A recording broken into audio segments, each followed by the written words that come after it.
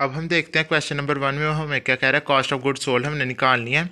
Stop manufacturing incurred manufacturing cost totalling $110 इन जुलाई, यानी जुलाई में उसकी टोटल मैन्युफैक्चरिंग कॉस्ट कितनी थी, 1,10,000 रुपया। अब हम जुलाई का मतलब है इस साल, जो उसका साल ख़त्म हो गया ना, तब जो मैन्युफैक्चरिंग कॉस्ट थी। तो हमने देखा है कि हमारे पास जो हमने परफॉर्मा याद किया था ना, उसमें टोटल मैन्युफैक्चरिंग कॉस्ट किधर है। तो हमारे पास टोटल मैन्युफैक्चरिंग कॉस्ट ये है। टोटल फैक्ट्री कॉस्ट कह लें, या टोटल एफएच कॉस्ट कह लें, या टोटल मैन्युफैक्चरिंग कॉस्ट कह लें, तीनों एक ही चीज़ है। टोटल मैन्युफैक्चरिंग कॉस्ट उसने कितनी दी हुई है, 1,10,000। Inventories were as follows in 1000, यानी ये उसने 150 लिखा हुआ है ना, इसके आगे 1000 लगा लेना है। अब हमारे पास उसने फिनिश गुड दी हुई है और वर्क इन प्रोसेस दिया हुआ है। हमने सवाल शुरू किया इधर से, टोटल फैक्ट्री कॉस्ट या टोटल मैन्युफैक्चरिंग कॉस्ट से। अब इसमें क्या करना है, हमने वर्क इन प्रोसेस ओपनिंग को ऐड करना है। वर्क इन प्रोसेस ये है, ओपनिंग और एंडिंग का हमें कैसे पता चलेगा कि एंड पे उसने क्या दिया, जुलाई। तो इसका मतलब ये ओपनिंग हो गया और जुलाई वाली एंडिंग हो गई।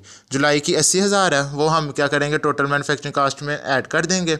उसके बाद हमारे पास ये आंसर आ जाएगा। उसमें से हम माइनस करेंगे जो एंडिंग है हमारे पास 90,000, वो work in process inventory ending minus कर दी। उसमें हम फिनिश गुड्स करेंगे, जो ओपनिंग है 1,50,000 जून की ओपनिंग है ना, वो हम फिनिश गुड ऐड कर देंगे। तो हमारे पास आ जाएगा cost of goods available for sale, उसमें से माइनस करेंगे फिनिश गुड्स एंडिंग 1,20,000, तो हमारे पास कॉस्ट ऑफ गुड्स सोल्ड आ जाएगी। ये करके आप मुझे भेजें, ईजी है। उसके बाद क्वेश्चन नंबर 2 है, कॉस्ट ऑफ गुड्स सोल्ड ही हमने निकालनी है मई के लिए। अब उसने हमें क्या, ये देखें इधर भी उसने बताया कि जुलाई के लिए निकालनी है, तो जुलाई हमारा क्या होगा, एंडिंग पीरियड होगा। अब बेल्टन कंपनियां, उसने क्या किया है कि ये उसका डाटा पड़ा हुआ है, ये भी थाउजेंड्स में है, यानी इसके आगे आगे 1000 लगा लेने हैं। Work in process inventory beginning दी हुई है, डायरेक्ट मटेरियल यूज़ दिया हुआ है, उसके बाद डायरेक्ट लेबर दिया हुआ है, फिनिश गुड्स इन्वेंट्री एंडिंग दी हुई है, उसके बाद work in process inventory ending दी हुई है, फैक्ट्री ओवरहेड दिया हुआ है, फिनिश गुड्स इन्वेंट्री बिगनिंग दिया हुआ है।